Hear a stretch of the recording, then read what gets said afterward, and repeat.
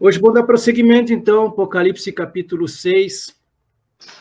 A gente iniciou o nosso estudo no capítulo 6, já tem algumas semanas atrás, e a palavra diz assim, no versículo 1 e 2: Vi quando o Cordeiro abriu um dos 7 selos, eu ouvi um dos 4 seres viventes dizendo, como se fosse voz de trovão: Vem! Vi então, e eis um cavalo branco, e o seu cavaleiro com um arco, e foi-lhe dada uma coroa, e ele saiu vencendo e para vencer. Esse texto, a gente chega à conclusão, pelas passagens bíblicas e pelo contexto bíblico, que esse cavaleiro, desse cavalo aí, ele é o anticristo, o cavaleiro do cavalo branco, ele é o anticristo, aqui é a ascensão do anticristo no mundo, a ascensão política dele. Então, nós estamos falando da abertura dos 7 selos, está aí a imagem figurando exatamente isso. E sempre lembrando que nós estamos dentro da grande tribulação, nós já adentramos a tribulação aqui nesse contexto de Apocalipse. Então, está aí o cavalo branco, representando aí por esse desenho. E a gente abriu uma janela nas últimas semanas que passaram aí, para ver os sinais da vinda de Jesus. E tudo isso que a gente vai estudar daqui para frente, a gente vai ver que são parte também dos sinais da vinda de Jesus. Concordando com aquilo que a gente viu em Mateus 24, que é o Sermão do Monte. Então, o versículo 3 e 4 de Apocalipse 6 vai dizer assim: Quando abriu o segundo selo, ouvi o segundo ser vivente dizendo, Vem! E saiu outro cavalo vermelho, e ao seu cavaleiro foi-lhe dado tirar a paz da terra, para que os homens se matassem uns aos outros. Também lhe foi dada uma grande espada. Então, aqui eu posso trazer uma outra versão desse versículo 4 aqui, a nova tradução na linguagem de hoje. Aí saiu outro cavalo, que era vermelho, o seu cavaleiro recebeu o poder de trazer a guerra ao mundo, a fim de que as pessoas matassem umas às outras. E ele recebeu uma grande espada. Então, é nesse segundo selo aqui, na abertura do segundo selo, que a gente vai dar prosseguimento, então, ao nosso estudo dessa noite. Já está aí o versículo 3, para a gente começar, então, por ele. Quando abriu o segundo selo, ouvi o segundo ser vivente dizendo, Vem. E aqui, esse versículo 7 aqui de Apocalipse 4 é só para a gente recordar aqueles 4 seres viventes. O primeiro ser vivente é semelhante a leão, o segundo semelhante a novilho. Não quer dizer que foi exatamente esse segundo animal que falou ali, com o segundo animal que João viu. Mas aqui, então, se nós fôssemos seguir a sequência, esse segundo animal seria semelhante a novilho. E aí seguem os outros. O terceiro tem rosto como de homem, e o quarto ser vivente é semelhante à águia quando está voando. Esses são os 4 seres viventes aos quais ele está se referindo aqui. Então, a gente chega no versículo 4, que eu acabei de ler, inclusive em outra tradução, e saiu outro cavalo, e esse cavalo era vermelho, e ao seu cavaleiro foi-lhe dado tirar a paz da terra para que os homens se matassem uns aos outros. E aí também lhe foi dada uma grande espada, mas a gente vai esmiuçar um pouquinho cada parte dele aí. Então está aí esse cavalo vermelho e o seu cavaleiro, e a característica desse cavaleiro é que ele foi dada a ele uma grande espada, e naturalmente que ele tirasse a paz da terra. Essas são as missões desse cavaleiro, desse cavalo vermelho, que é a abertura do segundo selo. Então, a gente começa a trazer as primeiras referências a respeito disso. Vamos começar com Zacarias, capítulo 1. Ele é muito semelhante a esse texto do capítulo 6 de Apocalipse. Ele fala aqui da visão dos cavalos. Diz assim, no 24º dia do 11º mês, que é o mês de Sebate, no segundo ano do reinado de Dário, a palavra do Senhor veio ao profeta Zacarias, filho de Baraquias, filho de Ido. Tive de noite uma visão, e eis um homem montado num cavalo vermelho. Ele estava parado entre as murtas que havia num vale profundo. Atrás dele se achavam cavalos vermelhos, baios e brancos. Então perguntei, meu senhor, quem são estes? E o anjo que falava comigo respondeu, eu lhe mostrarei quem são eles. Então o homem que estava entre as murtas disse, eles são os que o Senhor enviou para percorrerem a terra. Eles responderam ao anjo do Senhor que estava entre as murtas e disseram, nós já percorremos a terra, e eis que toda a terra está agora calma e tranquila. Esses cavaleiros aqui, principalmente esse segundo, são seres que são mandados por Deus para a terra, a semelhança aqui em Zacarias. Quando ele fala ali entre as murtas são tipo de cerca viva, muito conhecida nossa aqui no Brasil. Então, eles estavam ali parados entre as murtas, entre as cercas vivas ali. Tá? Essa é a visão que ele tem. Então, a missão deles é percorrer a terra. É uma missão que Deus dá a esses seres aqui lá em Zacarias, que também é semelhante ao nosso estudo. Aí a gente chega em Zacarias 6, ele tem aqui a 8ª visão, que são os 4 carros. Outra vez levantei os olhos e vi, e eis que 4 carruagens saíam do meio de 2 montes, e estes montes eram de bronze. Na primeira carruagem, os cavalos eram vermelhos, na segunda eram pretos, na terceira eram brancos, e na quarta eram baios. Todos eram fortes. Então perguntei ao anjo que falava comigo, meu senhor, o que é isto? E o anjo respondeu, são os 4 ventos do céu que saem de onde estavam, diante do Senhor de toda a terra. A carruagem em que estão os cavalos pretos sai para a terra do norte. Os cavalos brancos saem após eles e os cavalos baios vão para a terra do sul. Assim os cavalos fortes saem, forcejando para seguir adiante, para percorrerem a terra. O Senhor lhes disse, vão e percorram a terra. E eles percorriam a terra.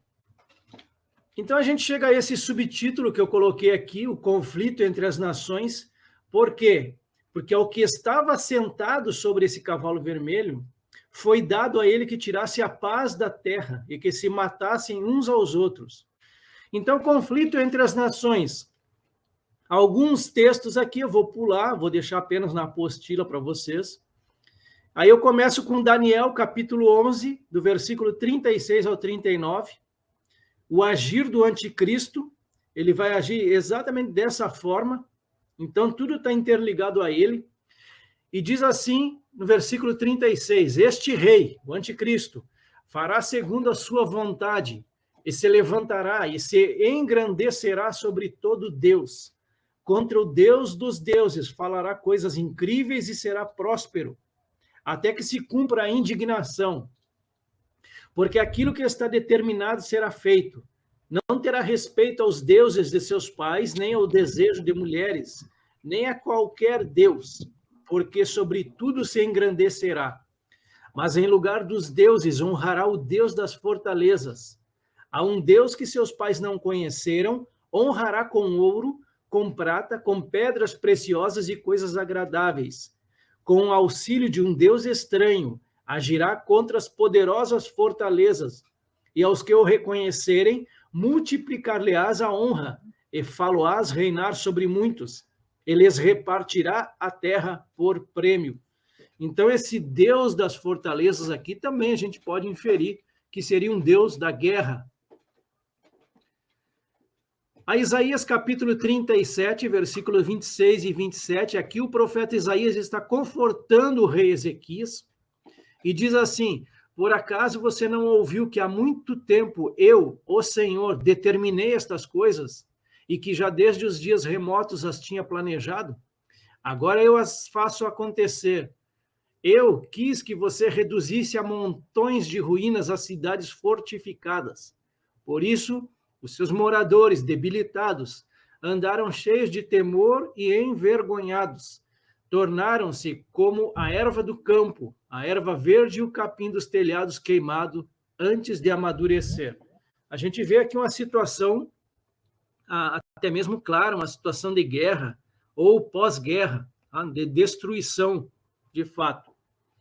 E aqui o próximo subtítulo, falando sobre agora a espada, né? Eu trago a espada aqui como um símbolo de poder bélico. Então ele diz aqui, ó, foi-lhe dada uma grande espada.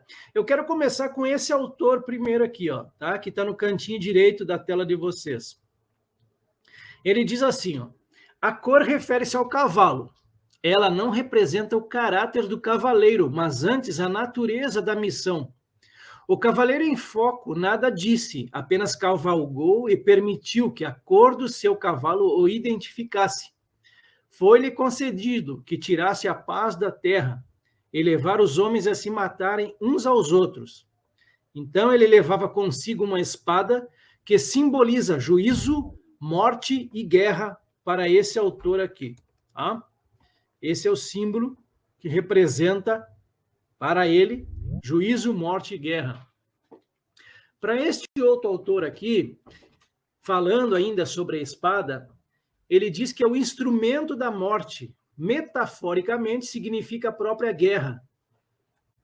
E para esse outro autor, a grande espada revela o fato de que mais pessoas serão mortas durante o tempo da grande tribulação do que em qualquer outro período de tempo semelhante na história. E é o que a Bíblia realmente diz.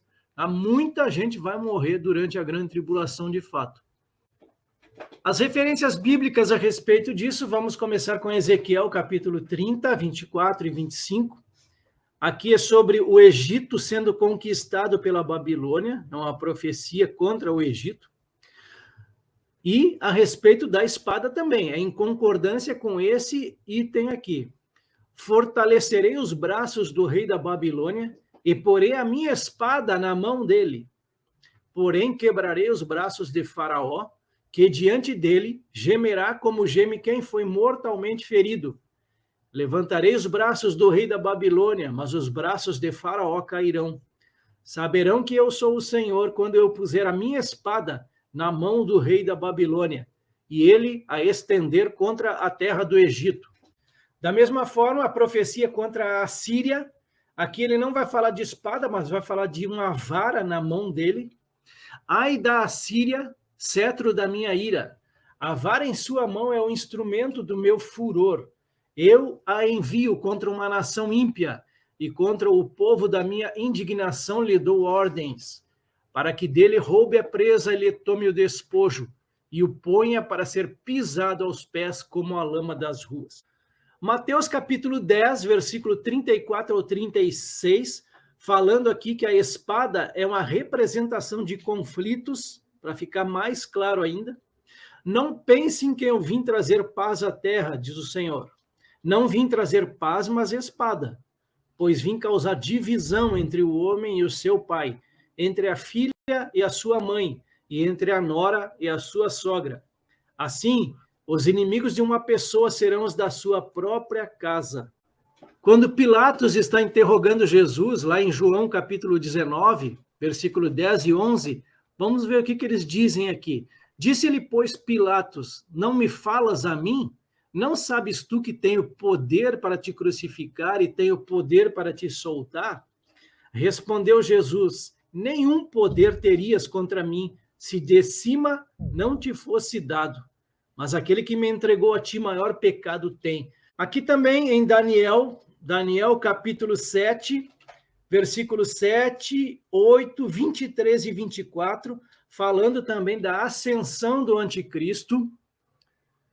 Depois disto, eu continuava olhando nas visões da noite, e apareceu o quarto animal, terrível, espantoso e muito forte. Tinha grandes dentes de ferro. Ele devorava, fazia em pedaços e pisava com os pés o que sobrava.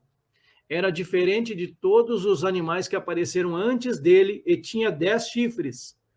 Enquanto eu observava os chifres, eis que entre eles subiu outro chifre pequeno, diante do qual 3 dos primeiros chifres foram arrancados.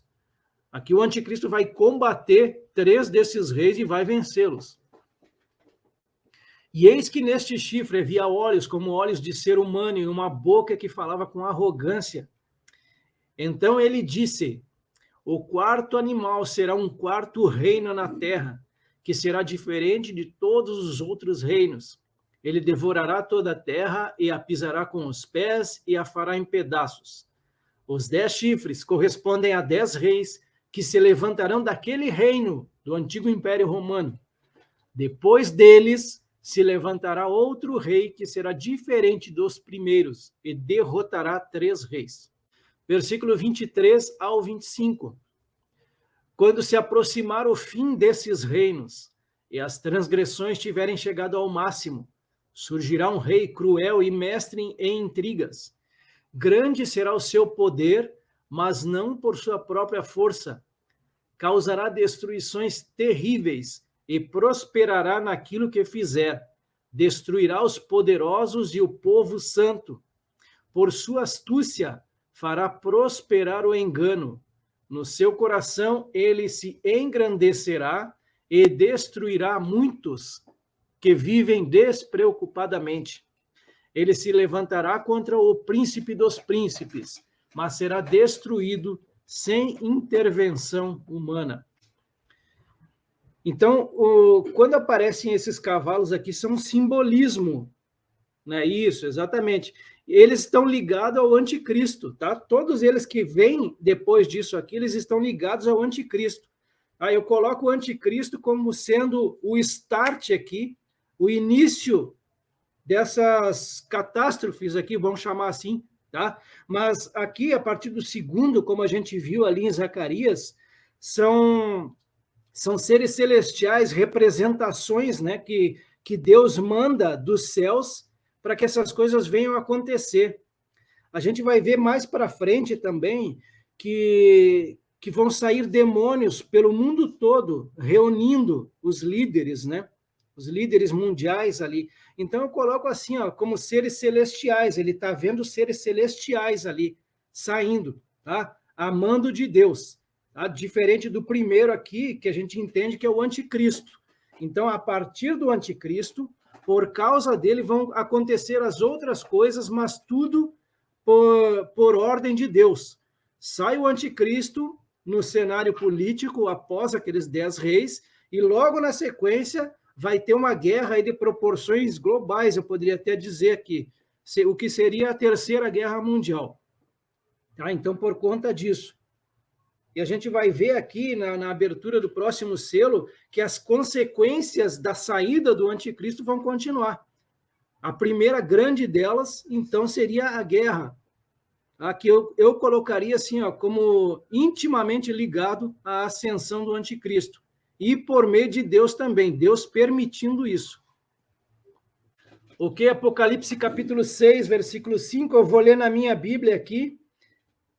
Quando abriu o terceiro selo, ouvi o terceiro ser vivente dizendo, vem. Então vi, eis um cavalo preto, e o seu cavaleiro com uma balança na mão. E eu ouvi uma como que voz no meio dos 4 seres viventes, dizendo, uma medida de trigo por 1 denário, 3 medidas de cevada por 1 denário, e não danifiques o azeite e o vinho. Então tá aí. O terceiro selo é aberto e ouvi, diz João aqui, o terceiro ser vivente dizendo, vem, e aí João vai ver, e eis um cavalo preto, uma representação do que viria também, e o seu cavaleiro com uma balança na mão. Isso aqui é bastante interessante, tá? O porquê que esse cavaleiro ele tem uma balança na mão. A balança ela serve para quê? Para pesar materiais sólidos. Tá? Então, é para isso que serve a balança. Então, está aqui a representação desse cavaleiro, o que fica bem caracterizado com a balança na mão dele aqui. Cavalo do cavaleiro preto aqui, que seria o terceiro selo aberto. Então, está aí, o terceiro animal. Lembrando sempre, né, o terceiro animal lá de Apocalipse 4, versículo 7, é o que tinha o rosto como de homem. E, novamente, eu digo, não necessariamente que seja nessa ordem que eles se apresentam, tá? Eu estou apenas colocando aqui justamente para a gente ir lembrando daqueles 4 seres viventes que aparecem ali no início do capítulo 4, lá que a gente já viu. Então, a gente tem aqui um símbolo da fome, tá? Por conta dessa balança aí. Vamos ver o primeiro autor aqui, o que ele diz. Vamos começar com eles, depois a gente parte para as referências bíblicas. Esse autor aqui, que está mais à esquerda da tela de vocês, ele vai dizer que esse cavalo preto aí, é o símbolo de fome, tá? Como consequência trágica da guerra, em harmonia com a interpretação da balança como símbolo das condições difíceis da falta de provisões. A comida básica se vende a preço de ouro, sendo que a provisão de um dia se comprará pelo salário de um dia de trabalho. Normalmente, um denário compraria entre 12 e 15 vezes a comida necessária para um homem. Esse outro autor aqui, que está mais centralizado, aí ele diz que este é um símbolo de fome também, que é o resultado da conquista e das guerras dos 2 primeiros selos. E esse último autor, ele diz que esse período será provavelmente o 2º ano da grande tribulação. Então, esse subtítulo aqui, o símbolo da fome, Mateus 24, 7, porquanto se levantará nação contra nação e reino contra reino, e haverá fomes e pestes e terremotos em vários lugares. A gente viu isso aqui nas últimas semanas, que são os sinais da vinda de Jesus, lá em Mateus 24. Levítico capítulo 26, versículo 26, falando dos castigos da desobediência a Deus. Isso aqui lá para os judeus, lá para Israel, lá no início, né, na formação do povo judeu. Quando eu vos tirar o sustento do pão, 10 mulheres cozerão o vosso pão num só forno, e vô-lo entregarão por peso. Comereis, porém não vos fartareis. Lamentações capítulo 4, versículo 4 ao 10. Vejam com atenção esse texto. A língua do que mama, da criança, né, do bebê, fica pegada pela sede ao seu paladar. Sede, falta de água, falta de leite propriamente dito. Os meninos pedem pão e ninguém lhe o reparte. Os que comiam comidas finas agora desfalecem nas ruas. Versículo 8. Mas agora escureceu-se o seu aspecto mais do que o negrume. Não são conhecidos nas ruas. A sua pele se lhes pegou aos ossos, secou-se, tornou-se como um pau. Os mortos à espada foram mais ditosos do que os mortos à fome, porque estes morreram lentamente por falta dos frutos dos campos. As mãos das mulheres compassivas cozeram seus próprios filhos, serviram-lhes de alimento na destruição da filha do meu povo. E Lamentações capítulo 5 também, nossa pele queima como um forno por causa do ardor da fome. E a gente chega então nessa parte B de Apocalipse capítulo 6, versículo 6, uma medida de trigo por 1 denário e 3 medidas de cevada por 1 denário. Diz assim, ouvi o que parecia ser uma voz que vinha do meio dos 4 seres vivos e dizia, meio quilo de trigo custa o que vocês ganham num dia inteiro de trabalho, e 1,5 kg de cevada custa a mesma coisa. E não misturem água no vinho, nem falsifiquem o azeite. Esse é o texto da NTLH. Então, o denário, só para a gente deixar bem claro e ficar registrado no vídeo, o denário era uma antiga moeda romana. Eu vou usar 2 referências para que a gente entenda essa parte do denário. Eu vou usar o dólar americano no ano de 2014, para a gente poder ter uma ideia do que equivaleria o denário hoje. Então, utilizando esse denário e o dólar americano no ano de 2014, a gente vê que o denário era uma moeda de prata que pesava em torno aí de 7 gramas. Tá? Um denário equivaleria aí a 7 gramas, e isso variava, né? Ia de 4 a 7 gramas. Então, o dólar ali no ano de 2014, 1 denário ou a 7 gramas, custaria em torno de $4,76. Tá?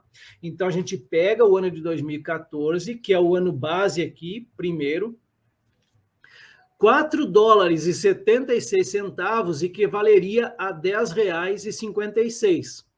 Então, eu peguei esses R$10,56 do dólar do ano de 2014 e passei para o ano de 2022. Tá? Peguei a referência do mês de junho, agora, o ano do mês passado. Tá? Então, um denário custaria em torno de R$24,31. Tá? Se a gente usasse o dólar, a referência do dólar do ano de 2014. Agora eu vou pegar uma outra referência, que é o salário mínimo no Brasil. O salário mínimo no Brasil, no ano de 2014, era 724, e um denário, então, equivaleria a R$24,13. Já no ano de 2022, o ano que estamos vivendo aqui, o salário mínimo custa R$1.212, e o denário, um dia de trabalho, R$40,40. Então, essas são as duas bases aqui para nós no ano de 2022. Então, um denário, pegando a referência do dólar, 24,31, e do salário mínimo, hoje, equivaleria a R$40. Tá? Então, essa é a base principal que eu vou pegar aqui, tá? Aqui em Mateus, capítulo 20, versículo 2, e tendo combinado com os trabalhadores o pagamento de um denário por dia, ou um dinheiro por dia, algumas traduções trazem um dinheiro por dia, mandou-os para a vinha. Então, um denário, geralmente, na época de Jesus, era o equivalente a um dia de trabalho. Esse autor aqui, ele diz que o denário era uma moeda de prata, azeite e vinho, indica esse versículo, falta, mas não fome. Já já a gente vai ver essa parte do azeite e vinho. Eles estão muito ligados, todos esses produtos aqui, ó. O trigo, a cevada, o azeite, o vinho, é como se fosse a cesta básica daquelas pessoas na época lá. Então, falando da escassez de comida, primeiro, este autor ele vai dizer que a guerra trará consequências graves, começando pela fome. Este cavaleiro preto é o símbolo desta fome, que tem harmonia com a balança na mão, fazendo referência às condições difíceis da falta de provisões. Tá? Esse é o que nos traz esse autor. E este outro mais aqui, na parte de baixo do texto, esse autor aqui, ele vai dizer que o salário do dia, a respeito desse texto, né, o salário do dia, pão por medida e peso significa escassez de comida. Uma medida tinha aproximadamente 1 litro, a porção de comida diária de um escravo, uma quantidade normalmente comprada por quase 2 centavos de dólar. Normalmente podia-se comprar 8 medidas de trigo ou 24 medidas de cevada por um dinheiro ou por um denário. Mas durante essa futura fome, somente uma medida de trigo ou 3 medidas de cevada poderão ser compradas por um denário. Isso fará com que a comida seja 8 vezes mais cara do que em tempos normais. A respeito do cerco simbólico de Jerusalém ainda, agora em Ezequiel, capítulo 4, versículos 10 ao 17. A sua comida será por peso, 240 gramas, que você comerá de tempos em tempos. Olha o pouquinho de coisa que é. Também a água que você beber será medida, meio litro por dia, para beber de tempos em tempos. O que você comer será como um bolo de cevada, assado sobre esterco humano, à vista do povo. E o Senhor disse ainda, assim os filhos de Israel comerão a sua comida impura entre as nações para onde eu os expulsarei. Então eu disse, o profeta falou para o Senhor, Senhor Deus, eis que eu nunca me contaminei, pois desde a minha mocidade até agora, nunca comi carne de animal que morreu por si ou que foi dilacerado por feras. Em minha boca jamais entrou qualquer carne abominável. Então ele me disse, pois bem, vou deixar que você use esterco de vaca em lugar de esterco humano. Asse o seu pão em cima dele. E disse mais, filho do homem, eis que eu cortarei o suprimento de pão em Jerusalém. Comerão o pão por peso e com ansiedade. Beberão a água por medida e com espanto, visto que lhes faltará o pão e a água. Ficarão espantados uns com os outros e se consumirão nas suas maldades. Apocalipse 7 é um spoiler aqui, versículo 3, do anjo que subia da nascente do sol, tendo o selo do Deus vivo. Ele fala aos 4 anjos aos quais fora dado fazer dano à terra e ao mar. A gente vai ver isso que mais à frente, que ele vai falar essa mesma ordem aqui. Ó. Aqui ele está dizendo, não danifiques o azeite e o vinho. E aqui em Apocalipse 7, ele vai dizer, ó, não danifiquem nem a terra, nem o mar, nem as árvores.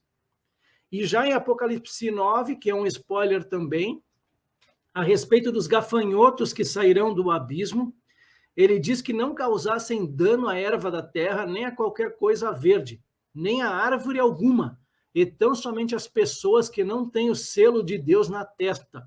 Então está aqui a farinha de trigo é um alimento básico, inclusive na nossa mesa. Imaginem na mesa dos judeus, isso aqui era um alimento básico deles. Quilo de farinha de trigo custa em torno de R$5. No Brasil, aí vai variar de região para região. Então, uma medida de farinha, tá? Trazendo esse texto que a gente está lendo, aqui ele vai dizer assim, ó, uma medida de trigo por 1 denário. Então, eu coloquei uma medida como se fosse 1 quilo de farinha de trigo, mas talvez nem isso chegue. 1 quilo de farinha de trigo custa em torno de R$5, mas depois desse período, esse quilo de farinha vai custar em torno de R$40, que se a gente for pensar, o salário mínimo de um dia custa 40 centavos. Então, seria exatamente isso. 1 quilo de farinha custaria o valor de um dia inteiro de trabalho. E aqui 3 quilos de cevada. A cevada é muito semelhante ao trigo, bem parecida, também usada como alimento. Então, 3 quilos de cevada, fazendo aí uma referência a essas 3 medidas de cevada aqui, por 1 denário. 3 quilos de cevada hoje dá em torno de R$10, e isso aí custaria R$80 nessa época de caristia aqui. E não danifiques o azeite e o vinho. Então está aqui ó, o azeite e o vinho. O azeite ele vem da oliveira, o azeite da oliva que ele está se referindo, e naturalmente da uva ali o vinho. A gente vê aqui, por exemplo, lá em 2 Crônicas, capítulo 2, quando Salomão faz aliança com Irão, rei de Tiro, ele vai contratar pessoas lá de Tiro, dessa cidade, para que trabalhassem para Salomão. Então veja o que diz aqui, ó. Agora, pois, mande o meu senhor para os seus servos o trigo, a cevada, o azeite e o vinho. Então, todos esses 4 itens aqui são mencionados em Apocalipse, capítulo 6, versículo 6 aqui. Deuteronômio 18, a gente vai ver que isso é semelhante, quando ele fala da herança e os direitos dos sacerdotes e dos levitas. Diz assim, será este, pois, o direito devido aos sacerdotes, da parte do povo, dos que oferecem sacrifício, seja gado ou rebanho. Devem dar ao sacerdote a espada, as queixadas e o estômago.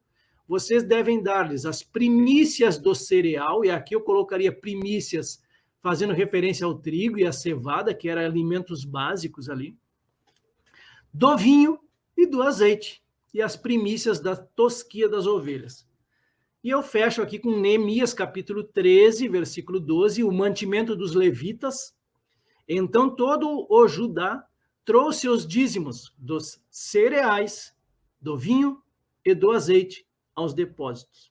Então a gente fecha nessa noite o estudo de Apocalipse, capítulo 6, do versículo 3 até o versículo 6. Então a gente já viu a abertura do primeiro selo, a figura do anticristo surgindo no cenário político mundial, a abertura do segundo selo, aí esse cavaleiro ele representa a guerra, logo após a ascensão do anticristo, a guerra, e depois disso a carestia dos alimentos, e talvez até mesmo a falta dos alimentos. Então semana que vem a gente vai ver o quarto selo, e aí vai dar tempo para a gente começar no quinto selo, que aí a gente vai ver uma visão no céu. Por enquanto, até esse terceiro selo é uma visão na terra. São catástrofes que acontecem aqui na Terra. E a partir do quinto selo, a gente vai ver, João vai mostrar para nós, que os fatos vão se desenrolar nos céus. Tá? Tanto o quinto selo, quanto o sexto selo também, que vão acontecer grandes sinais no céu aqui, tá? Do sol, das estrelas, e a gente vai deixar para a semana que vem. Eu só queria fazer alguns comentários. A gente vê essa abertura dos selos, claro que no texto dá uma ideia de sequência, né? Mas tudo indica que vai ser simultâneo, né? Porque fome, morte durante a guerra ocorre enquanto está desenrolando, não é isso? Então, foi muito interessante você falar sobre Jeremias, do cerco babilônico a Jerusalém. 1000 anos antes, provavelmente, Deus já havia advertido o povo de Israel que isso aconteceria. Lá em Deuteronômio 28, fala sobre os castigos da desobediência. E, se você me permite, eu gostaria de ler aqui 2 versículos. É o 52 e o 53. Sitiar-te-á em todas as tuas cidades, até que venham a cair em toda a tua terra os altos e fortes muros em que confiavas, e te sitiará em todas as tuas cidades, em toda a terra que o Senhor teu Deus te deu. Comerás o fruto do teu ventre, a carne de teus filhos e de tuas filhas, que te der o Senhor, teu Deus, na angústia e no aperto com que os teus inimigos te apertarão. Então, além dos cercos que as cidades de Israel já sofreram, haverá esse outro cerco definitivo, proporcionado pelo anticristo, né? Então, assim, são eventos que Deus já adverte o homem desde o início, né?